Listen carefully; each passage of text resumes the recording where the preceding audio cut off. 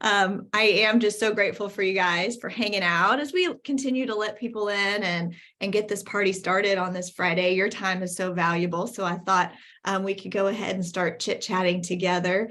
Thank you for hanging out. Like I said, I love teaching and training and sharing, and it's part of my mission and my purpose in life. So me getting to do this with you guys today is allowing me to do what I love. So thank you from the bottom of my heart for allowing me to do that. And then I also know that when I teach, that helps me get better or helps me reevaluate what we're doing in our business or the things that I can then share here with my team. I have a real estate team here in Tulsa, Oklahoma. I've personally been in business 22 years now. I just had my 22nd anniversary in the business, and that would make 16 years with Keller Williams. I am a huge fan of this company, and I love all that it has taught me. With the training and the accountability. And I really just would not be where I am or who I am today without all of the lessons and the tools and the trainings and the models and the coaching. And I mean, I could go on and on and on without it. And so thank you guys for letting me share with you. Today will be me kind of opening up a presentation, and we'll work through these strategies to kind of tap into what this new training is really called. It's taking, so many of you have probably heard of this book. It's called Shift. And I really encourage you to read it, if not reread it, and then also have it on some kind of audio form. Yeah, there you go. I have been a fan of this book since it came out. I'll tell you some fun stories. Back in 2009, so my daughter Mia, if you know me, you know I have one kiddo, and she is 15 and a half now. And she, I really honestly, like as soon as I joined Keller Williams, she was in my belly. So she has grown up with Keller Williams, poor kid, all her life. And so when she was about 2 years old, it was, mega camp of 2009. It was the first time I ever traveled. My little one stayed home with my husband, and I was so excited to get out of the house with a toddler. And I made my way to Austin for my first ever Keller Williams event. And what do you know, if Gary Keller and Jay Papasan weren't teaching from the stage the 12 tactics of this book that hadn't even been launched yet. It had not even published. And so they were teaching us. That was what the whole mega camp was. If you go nowadays, you have different breakout sessions and you have different trainings and things you can tap into. It was all Shift. And what was crazy was in Tulsa, Oklahoma, being in the middle of America, we weren't feeling any of these shifting things happen yet.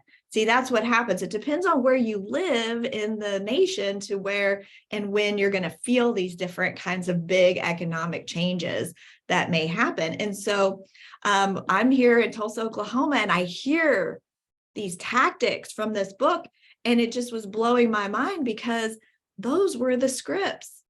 Though the words of this book are the conversations that we have with our clients. If you guys go to it, and of course, we'll tap into the whole strategies here in a little bit. But if you look at it, for me back then, I was a solo agent and I needed help with how to explain pricing to a seller. Well, it's right there in tactic number 7, price ahead of the market. And when I would read and listen and then adapt that language to the conversations I would have with the clients, it made perfect sense to them. And so it became pretty easy for me to help my clients properly price homes so they weren't overpriced. We didn't chase the market. And I just used all those catchphrases from this book. So this is why I'm really excited about sharing with you guys today. And then next Friday and the next Friday, we're going to divide up these 6 strategies here. And I'm excited to share with you because this book helped me then in 2010 to 2011 as a solo agent double my production.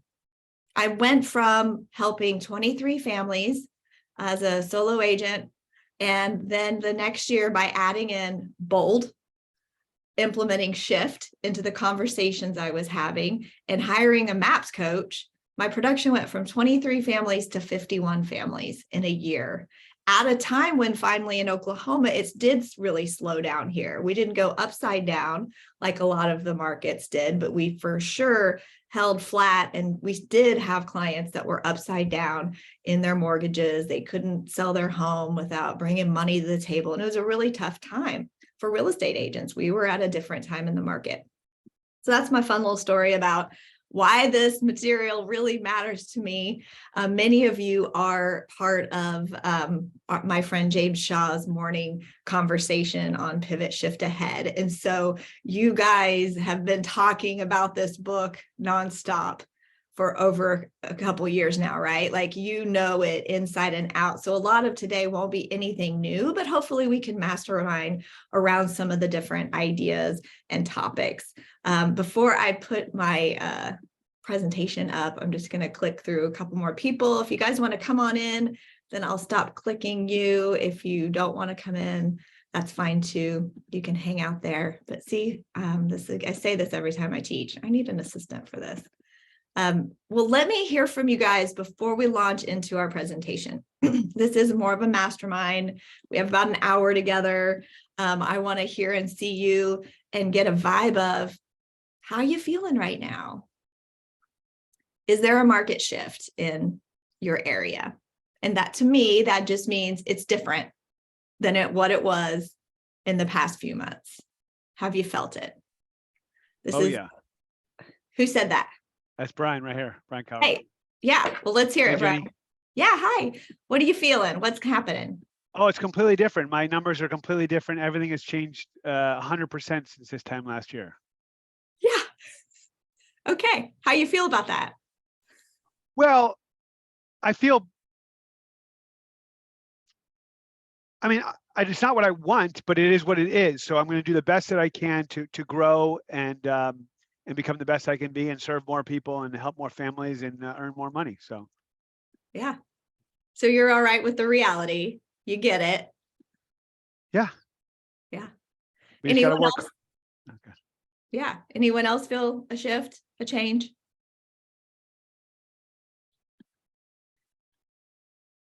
I was noticing, I talked with a guy in my market, because, right, you have your local market and then you've got your national and your friends in different areas. And I remember, with Donna Gilbert the other day, she said, we're pretty good still. We're feeling okay. And I think that's a really good lesson for us to remember, is like, we can't be too caught up in our local stress of our local market or the big picture of others. We can, like Brian just was saying, is I got to focus on what I can focus on and what I can control. And so being educated and that local economist of choice that we always hear about is so important. What do you think, Donna? So I did say that the other day, and it's true. We're doing fine. And yet the awareness now is about, where is it going? Yeah. How soon will another shoe drop, if it's going to, or will it even out? So we're a lot more aware of that. Yeah. Well, we've been preparing for this, and the book was written in 2009, and we've been utilizing this as a tool. Another funny tidbit about Shift and my relationship with Shift is I used to play Tactic 7, price ahead of the market, because I had won in some kind of drawing. Whenever there's always raffles or drawings at office meetings or in the bold room or wherever, I always would say to myself, I am lucky, I'm a winner, I'm going to win this. I would just always put it in the universe. And I'm telling you, I win a lot. And I think it's because I have a positive attitude around it. But I won, I was trying to find it for you guys, a CD set of Shift. And back when we had CDs in cars, CD players in cars, I would put in that strategy, that tactic of whatever I needed to be focusing on, and drive to my listing appointments or drive to my buyer consultations on creating urgency. And so it really works. Then I would show up to the appointment and it was in my mind fresh. And that's how I would prepare for appointments. But yes, that's how it goes. All right. Well, I'm excited to spend time with you guys. I will pop it up. If you're over there and you're watching and you want to come in as a panelist, just raise your hand, because otherwise I might just keep clicking you. Oh, there's Nikki. See, I know some of you guys are just late to the party and you want to be a part of this. don't you? All right, this is my last attempt, and otherwise we're going to get started. As you guys may know, this material comes directly from the book Shift. And what they did, though, is KWRI just took 6 of them, not that they're necessarily most important, but they might be most important for this shift. So they just whittled it down to these 6 tactics for us to look into today. So let's see if y'all can see my screen. And we will get this party going. So today, it's all about a shift. We're going to have these 6 strategies taken from the 12 tactics. And we know and remember that it's not about the market. It goes up and down, but it's about what we do. And so through these 6 strategies, we have 2 today that we're going to talk about: getting real, get right. It's our mindset and the actions that we can control and we can take. And then we're going to talk about remargining your business. Yeah, numbers, money. It's important, and we got to start there. Besides our mindset, our money is the next most important thing. And then next week, we'll dive into 3 and 4, which are do more with less, leverage. I love the leverage conversation. And then find the motivator. We got to find people to help, or we don't have a business. And then the following Friday, we'll come back and do 5 and 6, which is getting to the table. This is conversion. I like saying this all the time, like, you are doing amazing at all this lead generating activities, but if you can't say the right things or convert them, then what the heck was the point? That was a lot of wasted energy. So we got to learn how to best convert people, and then helping buyers and sellers adjust. You got to reset expectations. Expectations have been definitely adjusted quite a few times over the past few years with all the different things that have gone on. You've lived it, so I don't even need to tell you what it was, right? So first, we got to get real, get right. I've always loved this phrase, even from the early days of first reading Shift, because I feel like it's almost a mantra. I got to get real with the reality of what's happening, and then I got to get right by getting myself into gear and do the things that actually matter. So first, we got to set our mind right, and then we're going to do the actions that'll help us thrive in a shift. Okay, so we chat a little bit about this. We've got a good temperature on everyone's feeling something. It's different. It's just different. And so we can tell that it's different because the phone's not ringing as much for us. The leads and referrals aren't coming in as much. The pending number is very small compared to what we're used to having of homes under contract. The number of listings that we have are lower than ever before. All of these different numbers are really adding up to tell a story. And the story is what we want to interpret. And then that story is how we then share it and turn it and spin it into a positive light for our clients that do need to make a move. We must be optimistic in their eyes, but still realistic, and tell them the truth. We have to be truth tellers during this time. So we're feeling it, even if that it means it's just for a minute, that's okay. I just had a conversation with a local appraiser. He's been in the business 21 years. So I've got him by 1 year. And I was just interviewing him for, the marketing that we do for our team that we promote on social media, and we send out to our database. We want to be the local expert on all things real estate. So we've been interviewing local experts. Last week, I interviewed the county tax assessor so he could explain how all of that is figured and why. This week, I'm talking with the appraiser who's been in the business a long time. So he shared a lot of great insights with me about how he's feeling it as well. But it's not a bad thing. What we both agreed on is that we just forgot what seasonal shifts felt like because of the low interest rate combined with low inventory. And that's why we were hair on fire for the past couple years, which was fun. It was a good time. That might just be in the past now. But in the middle of every difficulty lies opportunity.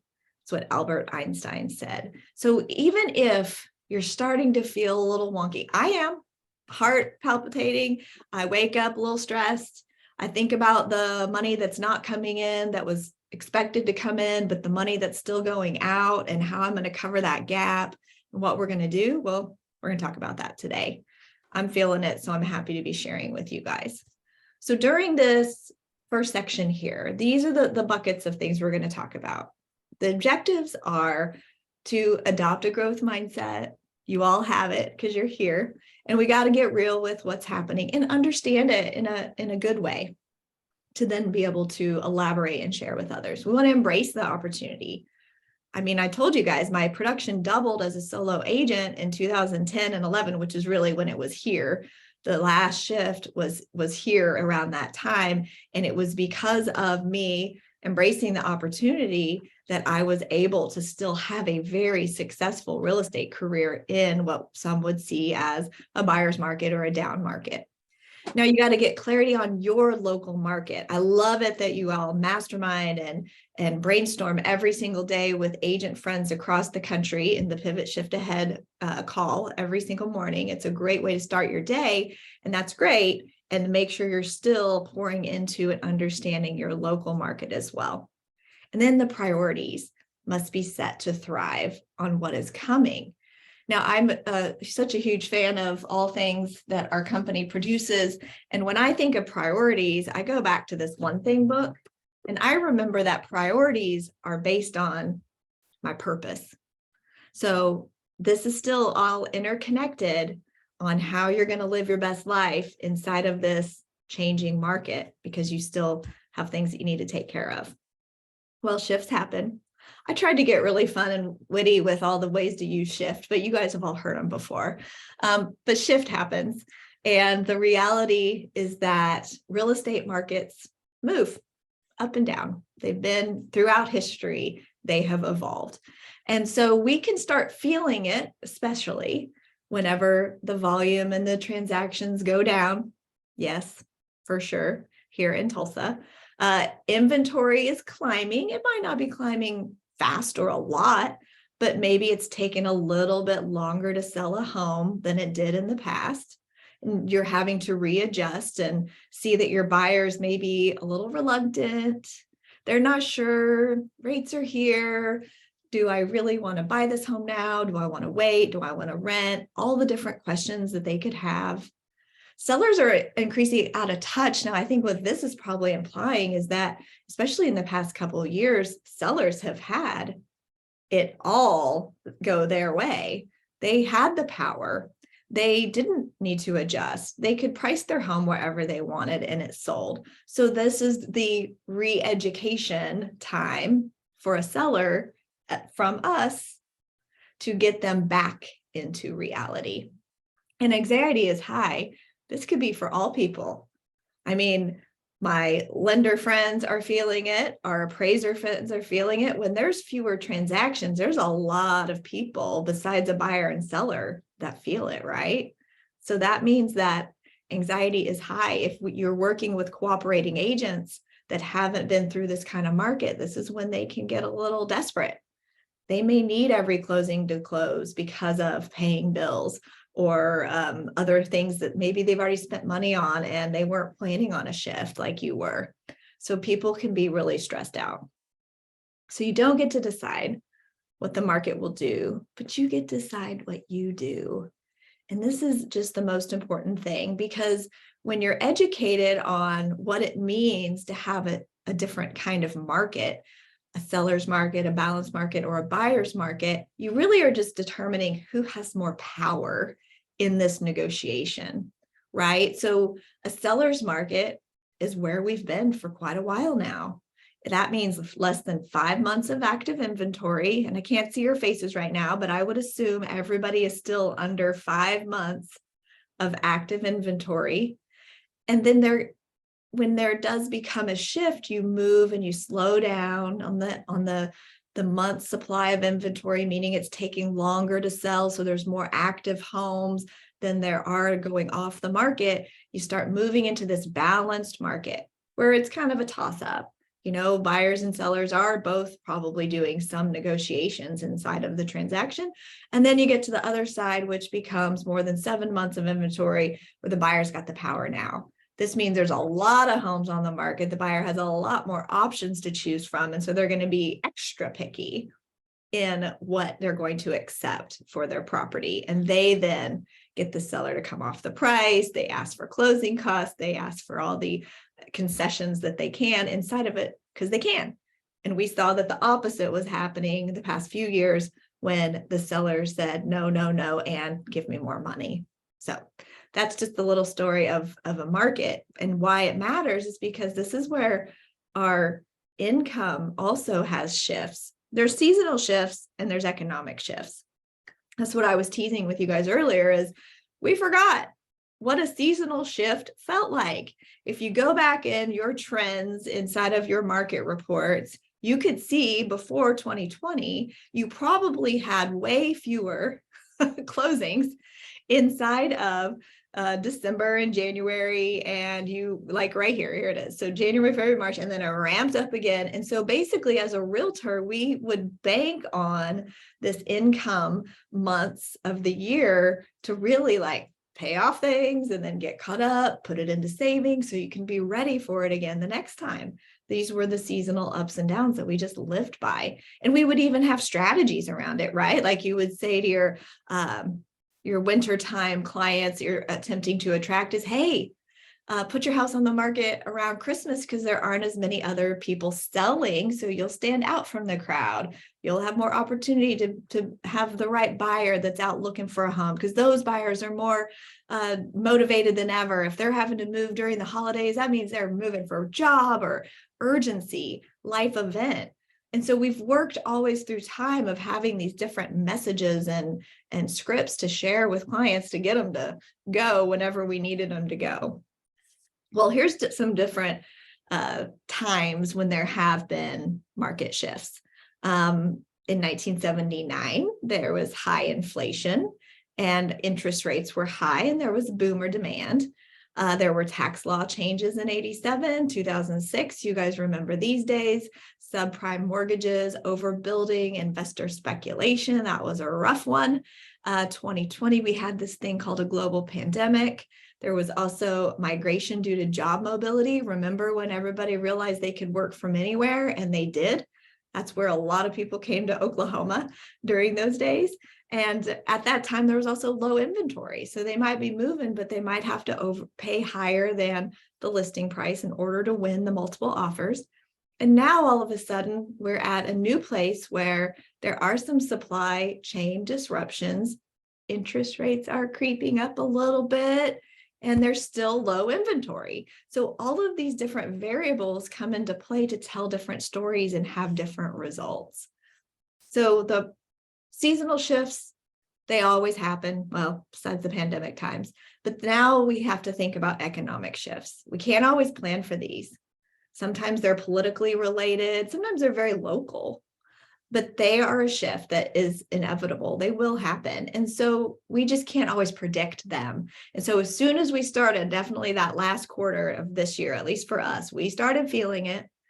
And we realized, oh no, this might be a bit of a shift. And so the things we're going to talk about today are what you need to also go through in order to prepare. So when a market shifts, there's only one thing to do: shift with it. And in truth, there are only two shifts. We got to take our mind shift and our action shift. That is the keys. Those are the keys here. So let's just pause real quick and chat with you guys for a minute. You know how in typical KW fashion, we're going to always pause and have some ahas. What did you guys hear from that so far that was a good reminder, or you just want to elaborate on a little bit?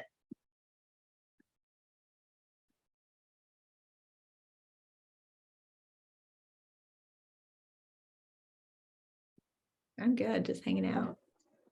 To just remain focused. Yeah. Keep your mind focused on the activities you know you're supposed to be doing, and do them. Yeah, Sasha. Process. Yeah, the accountability with it, right? Like you guys, we all know what to do. Do y'all know what to do? Right? Yes. We know what to do. Well, I think one thing that you mentioned too right there that I didn't even consider it, because I haven't been in real estate all that long, is the seasonality aspect of it too, Yeah. right? I didn't consider that as much. I mean, this is not usually January, February in Florida is not the busiest months. Yep. There you go. Welcome to real estate outside of a whole like global pandemic time. Yeah. Yeah. Anything else?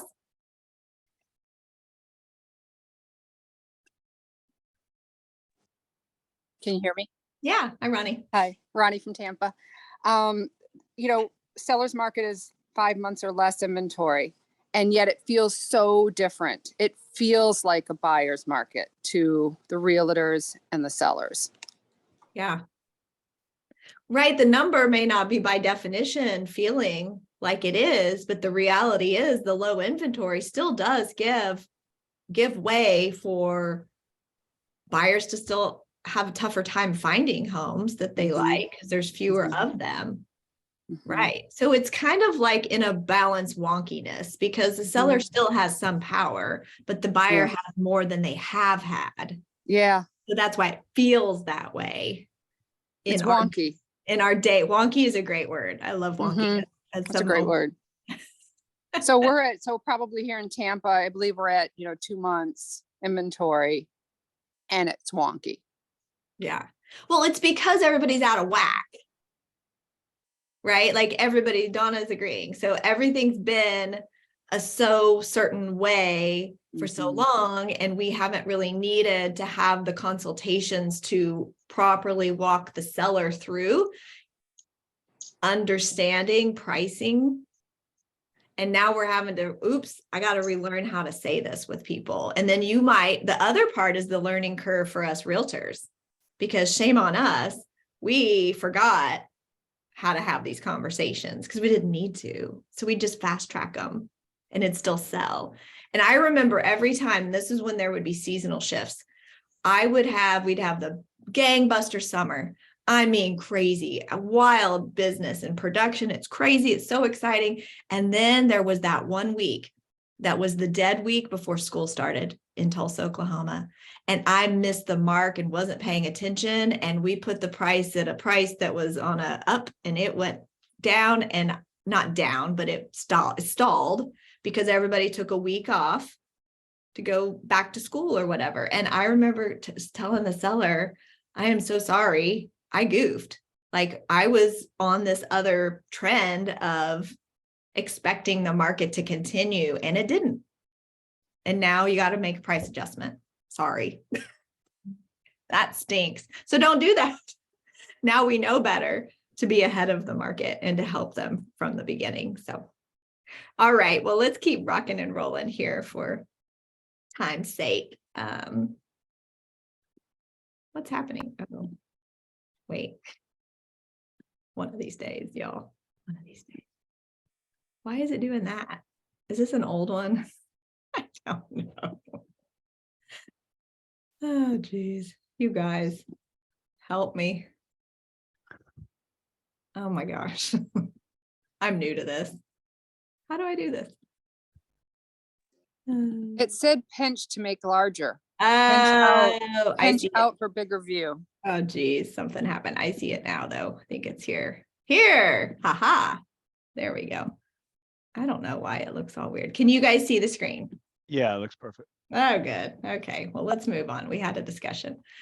All right.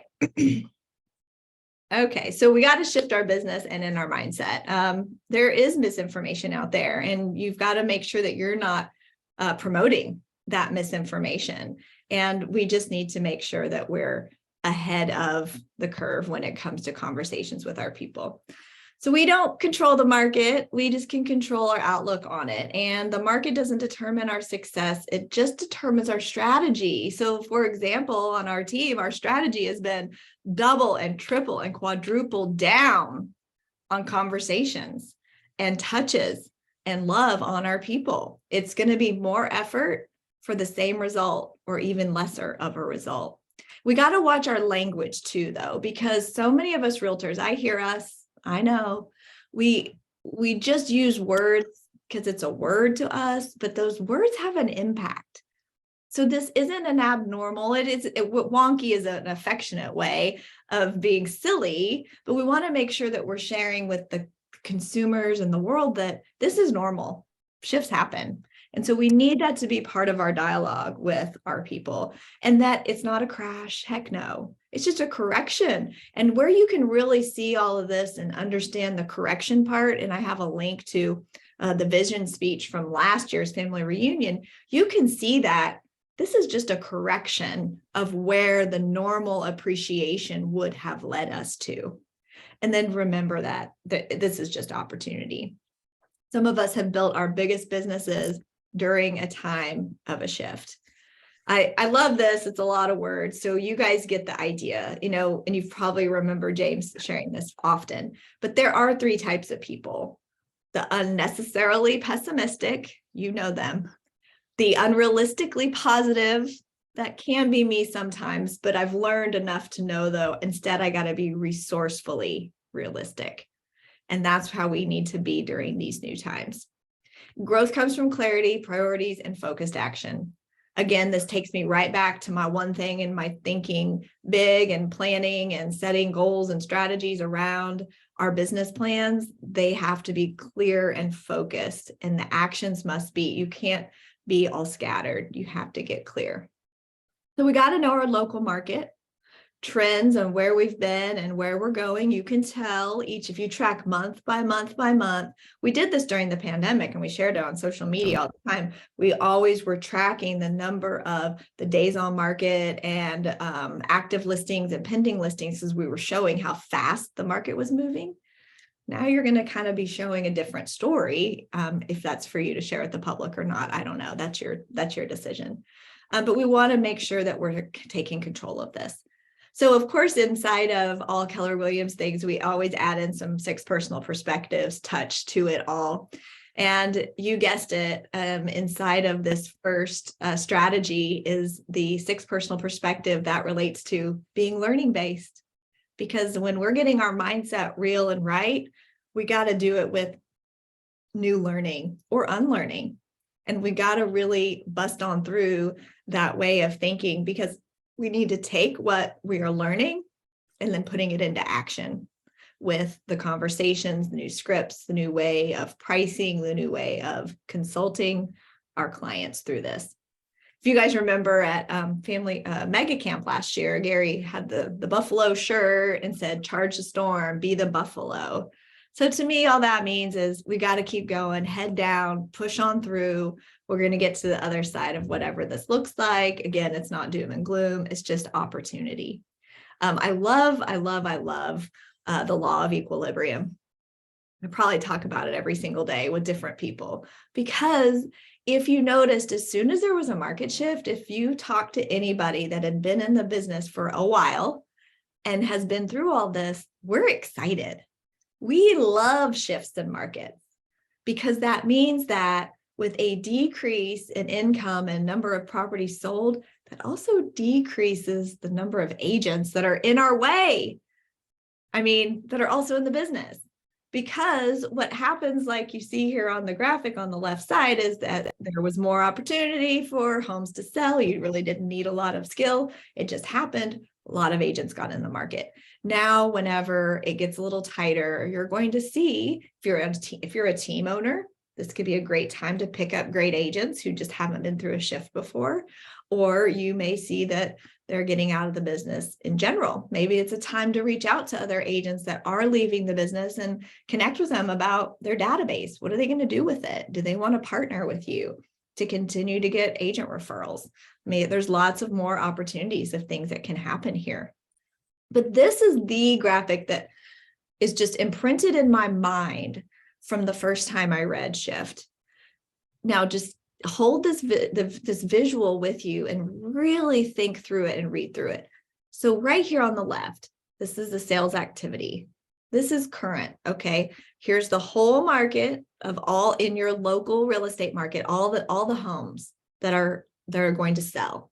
Here's all the sales. And say you have 20% of that market. Well, then the number of sales goes down a little bit over time, because it will. And you are holding the line holding the line on your database and put a moat around them, and you're loving them and touching them and staying in communication with them. There's no chance that they can forget about you. And then the market goes down more. And now your line, your database has held you at 50% of the whole market. So this is just a visual for you to see, because then what happens on the other side is you've held your line at 50%, you hold it still, and as the whole sales and activity increases again, you have more than even before.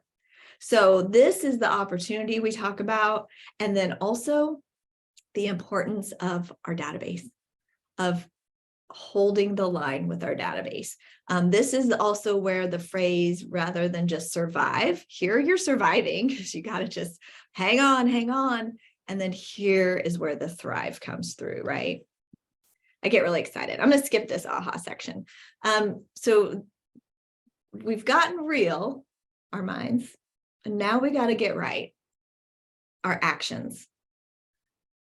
Not just what we intend to do, but we're actually going to do. So there's two questions here, is what must be done right and what must be done now. There's a lot of urgency that happens in a shift. You've got to act fast. And so when it comes to our mindsets and getting real and getting right with that, we got to go back to the basics.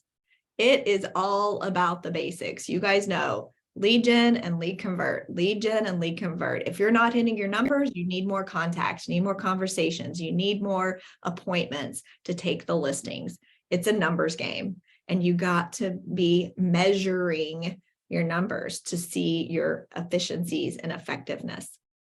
So wanted to share this with you because we have in our MLS, maybe yours does this too. It says track the numbers. And so it's important for you to be that local economist of choice. But if you're if you get overwhelmed with numbers and money and all this stuff, you can get a little, I don't know if I want to dig into this. But it matters because knowing the numbers shows that you're a professional and allows you to win when you're at the listing table or at a buyer consultation to sign an agreement. It allows you to win because you share with them the reality. You're not pulling numbers or things out of the air. It's real. And this is something that is an example. This is inside of Tulsa, Oklahoma, we have our trends, and this is actually public knowledge. It's on the homepage of TulsaRealtors.com. It shows the most up-to-date statistics. So this is from November. You know, it all runs in arrears, so we don't have December's data yet. But what's cool about it is that you can see from November to November what the numbers look like. Now, this could be kind of scary for some, maybe, if you haven't been paying attention or you don't understand that there's opportunity in a shift. But you can see, look at that, closed down 36%, pending 32, new listings coming on, isn't catching up on that gap. The list price, hey, the list price is kind of doing okay. So that's a positive spin to share with your clients, and actually selling at, you know, 283.9, that's up from last year. That's good. The average percent of list price to sales price is just down a tiny bit. So maybe there are a little bit of adjustments there. You can see how long it takes to sell, days on market. And then this one's the big one, is the month supply of inventory. So this is just November, just one little snapshot, November to November. Well, I like to spread it out a little bit, and I want to get kind of an overview to understand the whole market. So maybe your MLS does this for you. For sure, your team leader or your market center would have data. I'm trying to find one page here. Number 11. So here's more of like an overview. So if I was to kind of share this with a client, which we do, we print this out at each appointment so they can see the reality of what's going on. It's data that we want to give them. Then they can see here that the month over month is, yikes, pretty, scary in some, but still okay. But then you've got the overview of the whole year, and you can just then kind of work through with them. So it's not about if the numbers are scary or good or bad, it's just about the reality of it. So you want to make sure that you're the market expert, that you are able to help them understand. The other slide I was going to share with you guys, this comes right from, oh geez, well, never mind, I'll add the right link. It's just from the vision speech from Gary. And what it showed was that this isn't a scary time. It's not a big dip. It's not a crash, right? Everything that we've been talking about. And follow on, at least on Instagram, I follow NAR, what is it called? The National Association of Realtors has a research Instagram page that really provides great data for you to be in the know about as well.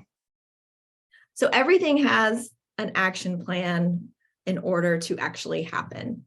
And I'm going to send you guys, you should have all of these inside of an email that came your way. So for time's sake, I'll just kind of skip over some activities that you can put into play. You know, this class was created to be an in-person type of training where we'd have plenty of time to kind of work through all this stuff together. So I'm just going to challenge you guys to take all these different action plan ideas and work through them yourself. Okay, sounds good. Perfect. All right, let's get to remargin your business, because there's not a lot of time left, because I hadn't taught this in person and the timeline. Maybe I'm just talking too much, which is probably the case. But remargining your business is really kind of fancy words for saying, like, cut those expenses fast. We've got to re-expense our business versus revenuing our business. We can't hope that we can just go sell more houses to make the numbers offset themselves. So we have to first cut. Now, you guys have probably even done fun exercises where you are planning out your predicted income and checking what you're spending money on already, and then resetting with a new budget. So anyone who expects to change and be comfortable hasn't been challenged enough. I've been very uncomfortable these past few months, to be very honest. Hopefully I'm hiding it from you all, but I am uncomfortable, but I am getting real with my mindset shift when it comes to expenses. So as Zig Ziglar says, we need a daily checkup from the neck up. So with this mindset shift with our money, we got to be alert. We got to be realistic and have some accountability around it. I am really good at like hiding my head or not checking the bank account, because if I don't see it, then it doesn't exist, right? Well, I've learned that actually isn't a good thing to do. You need to have reality around it. So of course, the 6 personal perspective that comes into the remargining your business is accountability.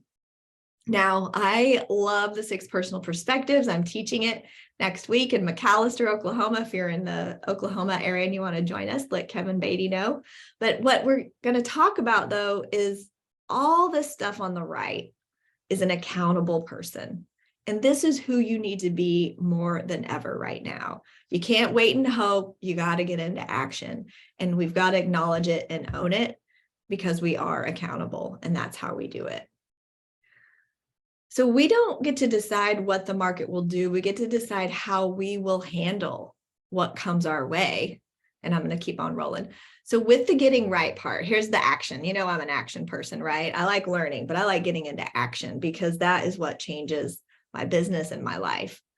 But the number one way to get through any adjustment in the market is expense management. Now, what happened is we forgot, because money was coming in, we were spending money on things that maybe we didn't even realize we were still spending money on, or something that isn't producing a return on your investment.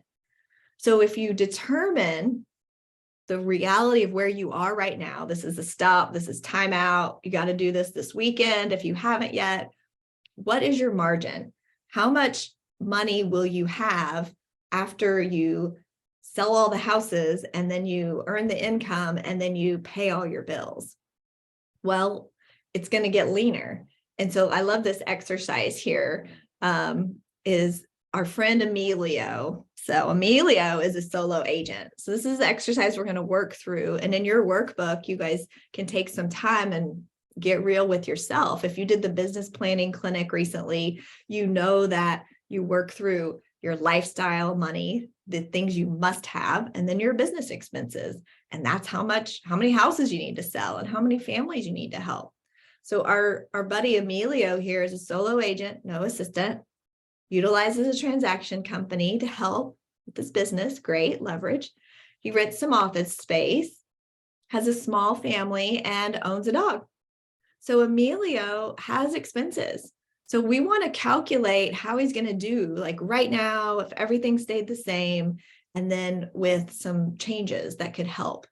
So we got to first determine how many closings are in the pipeline. So the pipeline would be, to me, your pendings that are currently under contract right now. You know that you should get that income. And then what about, do you know of any other pipeline buyers or sellers that are for sure coming on and going to close in the next few months? That's your pipeline. And this is a reality check for you. If you don't know your pipeline of future business, then do you want to start adding that into something that you get into action with? Because this will help you determine how much income you will be able to generate. So you're going to figure out, okay, the number of closings, and this is my average sales price, or this is what they're buying or selling, and you calculate out the income. And then you're going to also need to know the average monthly income based on your projections. Because if you look at Emilio here, he's got his life expenses. Some of these are really important, like he absolutely needs to pay his mortgage, for sure. He needs to pay for other important expenses here, but there's also lifestyle stuff inside of here, like eating out, entertainment, maybe extra clothes or a dog walker or a maid service. So are these necessarily all requirements to survive? Are they kind of extras? And so same with business expenses. He can get real with his numbers. And this is, again, an exercise for you guys to work through.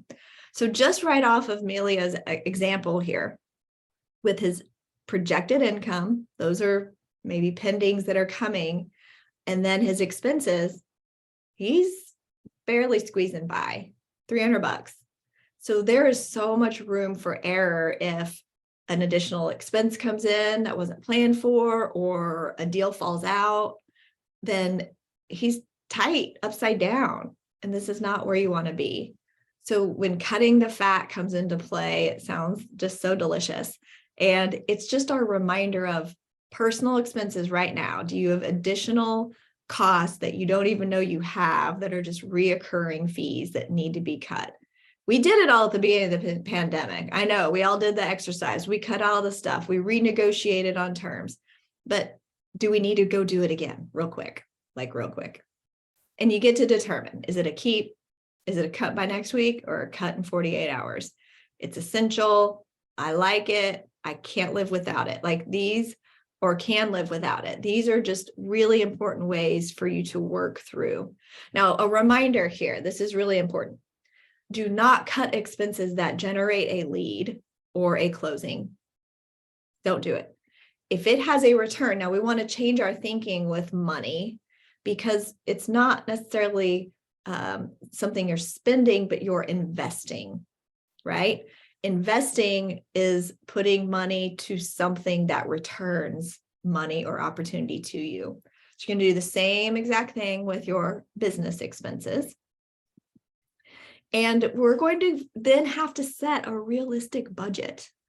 And that's how you protect. Remember, Emilio had $300 for the margin. So much room for error. So we want that number to be larger. We want that number to create any expense to create opportunity or return on investment. Again, we want to make sure that we're not spending money. This is a mindset thing. Again, think of it as an investment, and it's about the opportunities, not obligations. The thing about accountability and accounting, I don't know if you guys fear the P&L like I do. My team member helps compile it all for me, and she sends it to me, and I'm like, oh, it's so painful. But you got to keep looking at it and being aware of what's on there and getting other eyeballs on it too. Like, what do we really need or what do we not need? So a lot of times, has anybody ever spent more than they make? Or maybe all of what they make? I mean, that's kind of okay during high tide. And with this low tide, we're not going to be able to do that. So let's just kind of go back to Emilio's example. And remember, he had this projected income, and then we've got all these expenses. So like, you know, just off the bat, and you guys kind of popcorn this out to me, which means just shout out. What on the monthly personal expenses are things that Emilio could totally cut out? It could be eliminated for now, at least. He can cut that dining out significantly or Okay. completely. Yeah. Dining, And What dog walker. maybe. Yeah. Put the kids to work. I don't know. Maid service, I mean, maybe he could clean more. Yeah. Yeah. Yeah. Lower entertainment. Say that again. Lower entertainment. Yeah, lower down some things, right? You know, when my husband and I did this, we realized that we liked to eat out.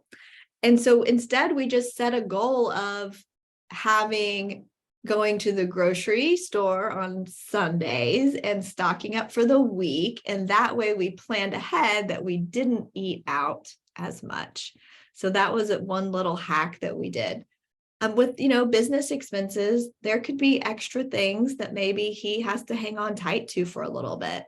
Maybe not pay himself as a salary for a couple months. That stings, but as a business owner, you might have to do that. Maybe cut back on any marketing that has to do with mailers or physical, like real pieces of marketing materials, and instead switch that to digital or through technology, at least during this period when you need to do that. Another way to offset a lot of your business expenses could be having sponsors or partners, like your lender friends, helping out with any mailers or technology that you have. Make sure you're doing everything legally, of course, but bringing on some additional income. Our insurance agent now is able to give us some marketing money for her just to attend some of our events. So we are gladly taking our marketing dollars to help us out with our client events and things. So as we get to wrap up the remargin, the money part isn't necessarily sexy. I mean, it's sexy when we're making it all, but when it's slowing down and we're spending more than is coming in, it's not so sexy. So if we really take a moment and we dive into our Keller Williams mission, it's to build careers worth having, businesses worth owning, lives worth living, experiences worth giving, and legacies worth leaving. So my question is, are we really living that mission every day? And the reminder for this is that we must be budgeting for our big why. So the new budget of today's adjusting market needs to still have us doing the things that are going to help us be the person we choose to be, to live our passion and our purpose. We just may need to adjust a bit with what that looks like and how we work through it. So we got to have this plan. And I'm going to send this workbook with you guys as you can work through some of your effectiveness in tracking your pipeline. Do you have a pipeline report? Are you tracking and looking at your expenses? Are you holding everything accountable and truly sticking to a budget? So here's a little worksheet for you to make a plan for yourself. You know, at the end of the day, we just have to be living the best life that we can live and being smart about it. This business is so amazing in all the opportunities that it affords us. And sometimes we get to relearn. This is why some of us have been in the business so long and we love it, because it's always changing. It is never boring, ever, ever, ever. And so I choose to be in it for a long time. I don't have a backup plan, a plan B. So I'm going to keep pushing forward and charge the storm. And I sure hope you guys are along for the ride to charge the storm as well. That is a really fast summary of 1 and 2 of these strategies, and we can dive into 3 and 4 next week. I'd love for you to join me. I'll share that link with you guys, making sure you sign up for that Zoom as well. Anything else I was going to say? Yes. So the 13th is 3 and 4. The 5 and 6 is on the 20th. And if you are in Tulsa or the Tulsa area, I'll be teaching this whole series together in a live version with some free lunch. And so that can be fun. And that's really it for now, but let's chit chat a little bit. What were some ahas or ideas thinking just through our mindset, getting real and getting right, and then also the money part? What do you guys got? I like the invest, not spend. Yeah. That's And great. for me, right, it's for all of us, it's been just fire, like you're saying, just fire. And this year, part of that invest is vacations, right? That I didn't feel I could take before. And so that's kind of my invest. It really is. I love that thinking. So because it's slowed down, what I'm hearing, Ronnie, is because it's slowed down in the speed, you can maybe now have a life worth living because you haven't been able to in a while. That's smart. Love it. Hi, Mindy. Hi there. Thank you so much. I took my pink highlighter and put a big bubble around some leveraging that I never have done. And I'm embarrassed to say, but having a sponsor like a lender pay for my marketing and mailers, I'm like, I just like cut that. And I realized that I need more of that brand awareness out there. And I can't just keep relying on referrals for my business. Yeah. If everybody else's numbers are down and maybe they're not making the contacts, then I may not be getting as many referrals. So I've been really mindful of making a lot of new vendor connections, lenders and attorneys. And why not jump in and do this? I love that. That's like the next thing I'm going to be doing. Well, Mindy, why you get me excited about that is because besides just having more opportunities for sponsorships and them being a partner in your business, you can promote them and share them with your database. And then you're the local expert on all things real estate.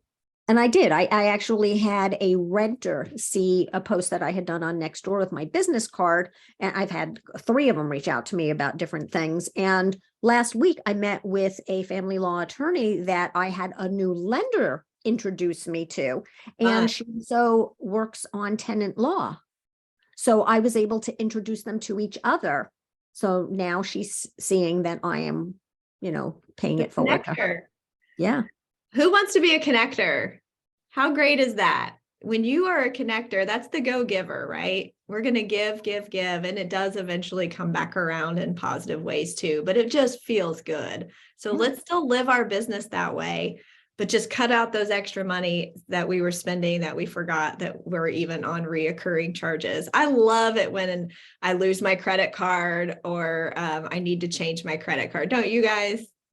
Because what happens? You get notified, your card's declined. And I'm like, oh, thanks for the reminder. I don't need to renew that. Chop up your credit cards right now. And then that also happens when your card expires. Yes. Yeah. They shout out like you're a bad person. Like, I love it. Well, thanks for hanging out with me guys today. I'm just grateful for spending time with you. And I know that was a lot of information really fast. I know we've heard so much of this over the past few years because you've been an engaged and accountable and purposeful real estate professional. And sometimes we just need extra reminders and little ahas about how to make sure we're on track, right? Yeah. So anyway, thank you for hanging out. Reach out if you need me. I'll see you guys later. Have a great weekend. Bye, guys. See ya.